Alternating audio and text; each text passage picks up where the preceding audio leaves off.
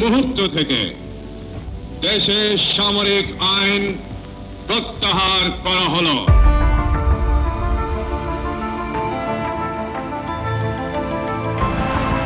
আপনারাই সরকার হয়ে গেছেন, আপনাদেরকে দায়িত্ব নিতে হবে।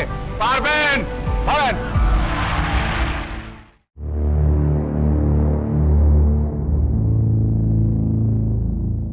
1981 সালের 30 মে চট্টগ্রামে ব্যর্থ সেনা অভ্যুত্থানে বিপদগামী কিছু সেনার হাতে নিহত হন রাষ্ট্রপতি জিয়াউর রহমান। এ ঘটনায় স্তব্ধ হয়ে যায় গোটা দেশ।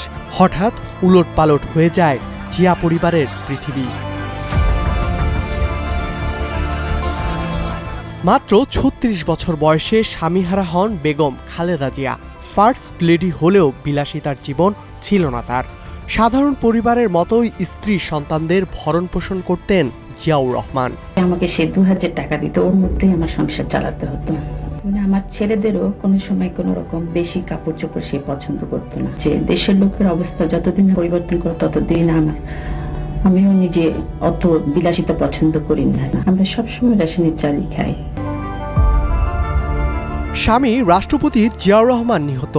দুই ছেলে তারেক রহমান ও আরাফাত রহমান কোকো বয়সে কিশোর। এমন পরিস্থিতিতে কি করবেন গৃহবধূ খালেদা জিয়া? বৈষয়িক মানসিক চাপ তো ছিলই, একই সাথে ছিল নিরাপত্তাহীনতার শঙ্কা।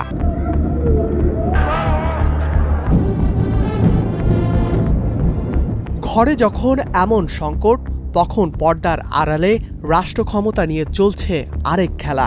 বিএনপির নেতৃত্ব ও রাষ্ট্র ক্ষমতায় জেনারেল এরশাদ এমন একজন ব্যক্তিকে চাইছিলেন যাকে নিজের ইচ্ছে মতো চালাতে পারবেন তিনি। তবে জনতা ও বিএনপি নেতারা চাইছিলেন বেগম খালেদা জিয়াকে। সেই ডাক এড়াতে পারেননি দেশনেত্রী।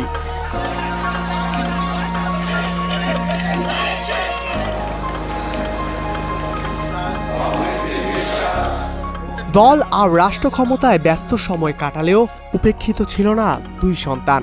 তাদের পড়াশোনা, বন্ধু বান্ধব ও দৈনন্দিন কর্মকাণ্ডের খোঁজ খবর নিতেন তিনি।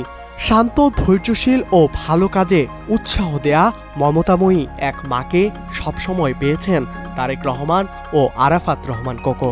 দুই সন্তানের মা বাবা দুই ভূমিকায় পালন করেছেন খালেদা জিয়া।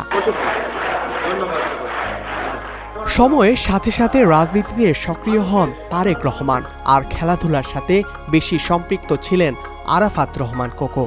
দল তো থাকতেই হবে, লাল দল বড় ভাই আর সবুজ দল ছোট ভাই। তবে 2007 সালে খালেদা জিয়া সহ দুই ছেলেকেই বন্দী করে সেনা সমর্থিত সরকার। পরবর্তীতে তারেক ও আরাফাত দুজনেই চিকিৎসার জন্য বিদেশে চলে যান। দেশে রয়ে যান খালেদা জিয়া। 2015 সালে মাত্র 45 বছর বয়সে মালয়েশিয়াতে চিকিৎসাধীন অবস্থায় মৃত্যু হয় কোকোর। দেশমাতৃকা আর জনতার জন্য 80 দশকের শুরুতে দুই সন্তানকে পুরোটা সময় কাছে না পাওয়ার বেদনা ছিল একজন মায়ের বুকে। রাজনীতির ঘেরাটোপে জীবনের পরন্ত বেলায় সেটি আরও প্রকট হয়। দূরদেশে অকালেই ঝরে যান ছোট ছেলে আরাফাত রহমান কোকো, আর নির্বাসনে লন্ডনেই থাকতে হয় বড় ছেলে তারেক রহমানকে। ধ্রুব ইকরামুল, স্টার নিউজ, ঢাকা।